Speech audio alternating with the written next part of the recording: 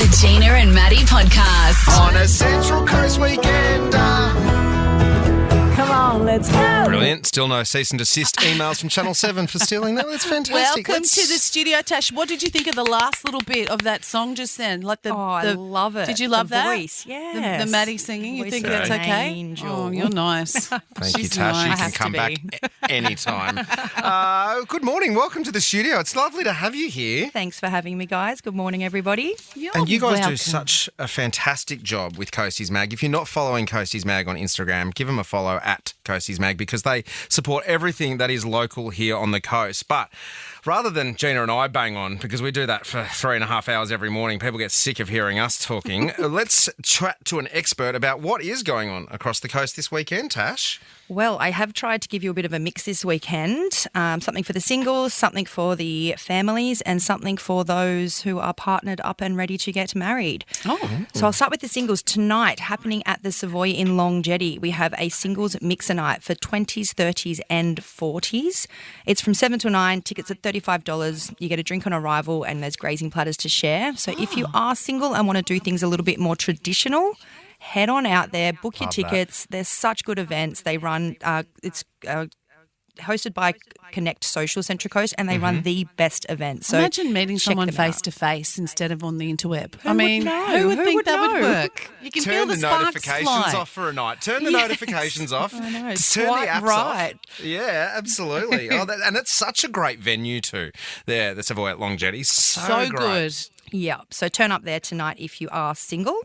Sunday, I've got two events on Sunday. So one for the families, the Central Coast Kids Day Out. I think everybody knows about this event. Yeah. It's been going for years. Such a good event for the families, held at Narara Valley High School this coming Sunday. Family tickets, $45. So it's a nice affordable day for the family. They've got kids shows, rides, all the fun things to do for your family.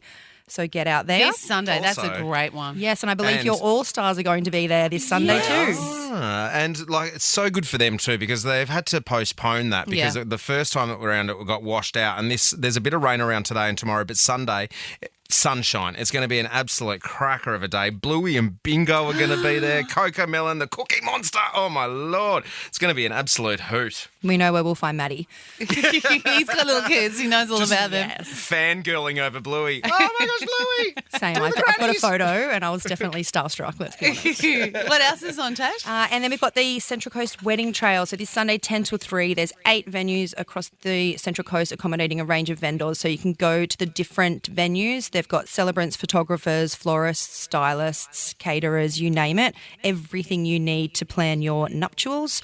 Get on down to one of the 8 venues. You can check it all out on the Central Coast Wedding Trail website or via their socials. It's going to be an epic day and they are running a competition that they're going to actually chauffeur 10 couples around in the Bangin' Bus Tours bus. So that would be super fun. If you're planning So to get married, fun. get on and check that out. Oh, yeah. The Bangin' Bus Tour company doing some good things. They were doing tours down to Vivid from the Central Coast as well and taking people down to Sydney and they were showing on the bright lights of Vivid and now they're doing this. That's Yeah. great Yeah, stuff. they did the Hunter Valley Snow Gardens. They do amazing things. They are such beautiful people and they do do you know them incredible things. personally I as do, well? yes. Oh, Yeah, they're well absolute done. legends. Yeah, I got a little plug in how there for good. them. So Yeah, absolutely. You're welcome, That's guys. we're like you, Tash. We hashtag support local. That's what we're all about here Yes. at Star. Look, just quickly as well, also this Sunday, if you head to the Avoca markets from 9 o'clock, you can get involved in the Avoca Beach cleanup where they're getting a bunch of people to go along, clean up the beach and the waterfront. And there's also going to be a free breakfast from 8 a.m. on the waterfront for the first 100 people as well. You can take the family down, get involved, keep our beautiful beaches and shores clean here on the coast. And I think that's a great initiative. My kids love. They ask, I don't know what it is. I wouldn't have done it as a 9-year-old, but Billy's always like, can we go and like get some bags and go clean up the Oh, I rubbish love around? that. I'm like, there used to be a punishment, but now, hey, look at that environment-focused generation, which is I love. Tash, thank you so much for coming in. you're very welcome. Thanks so much for having me. Gina and Matty. All right, let's get into some of the news that Suze didn't use. Now, she probably did use this across the day yesterday. It broke, but there are still people that haven't heard this, that Katy Perry the queen of the corporate gig. She's done the T20 Women's World Cup, she's done the Super Bowl, and now she is coming back to Australia and she's going to be performing at the AFL Grand Final. She'd be great live. You know, if she's doing Hot and Cold and Raw and all those songs. She'd have to. If she just gets up there and does that Poxy New song that's getting slammed around the world, women's world, I don't think she'll do then that. everyone will be disappointed. She's got to do Raw. You're right. She's got to do Raw. She's got to do Hot and Cold, which is like a tribute to the weather at the MCG in one afternoon. Absolutely. And if she does do Hot and Cold, she should just, I don't know, get all the MasterChef people up there dancing with her as well. That's a good idea. Make it super Aussie. Get Julie Goodwin, get Julie up there with a whisk and a wooden spoon dancing around to Hot and Cold. That would be, I would pay money for that. Let's go to Japan, where Japanese restaurants say, I love this, Japanese restaurants say they're not charging tourists more, they're just charging locals less. What? I see what you did there. An all-you-can-eat seafood restaurant, Tamate Bako, located in one of Tokyo's busiest districts, Shibuya, is one of the restaurants changing different prices for residents of Japan and tourists. Now, a note at the bottom of the eatery's menu says Japanese residents receive a 1,000 yen discount, which works out to be about $10. Regular pricing for all you can eat and drink seafood buffet is $83, while those with proof of residency in Japan can have the same meal for $73. Oh, see, I want to know how much is it before the Olympics are on? Like, you know, when they, I don't know, you know, as a local. This is in Japan. Oh, yeah, sorry. No, as a local, sorry. Yeah, sorry. Oh my God, where's my brain?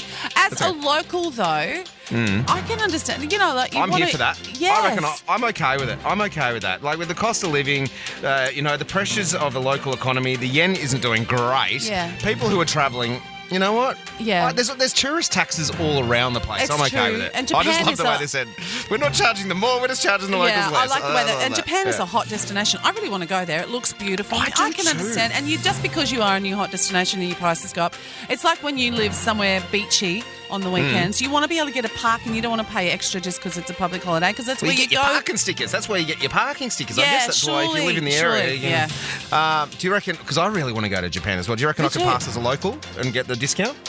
No. Maybe. No. Okay. You love Shrek, don't you, Gina? You love I love Shrek. Shrek. We can stay up late, swapping manly stories, and in the morning, I'm making waffles.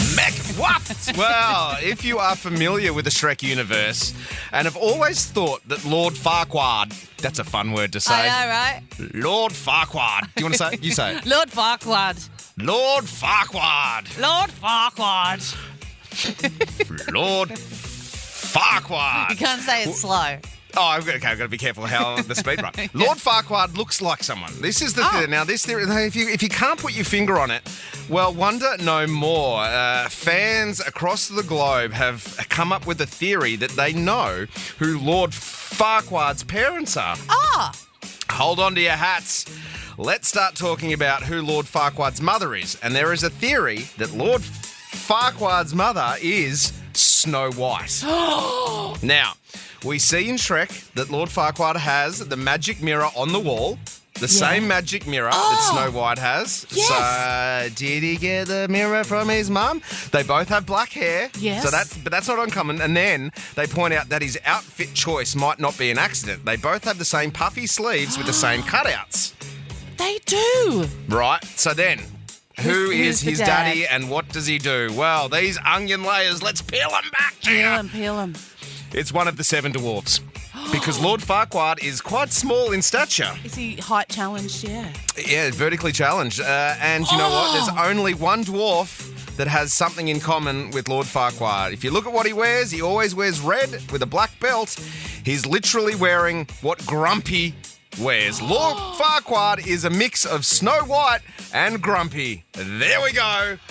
That'll do, donkey. That'll do. It makes Snow White. so much sense. She wasn't just cleaning the house No. and, you know, dancing around and singing with the birds when she was living with the dwarves. Of course she wasn't. Servicing as well. The Gina and Matty Podcast. For more great comedy shows like this, head to novapodcast.com.au.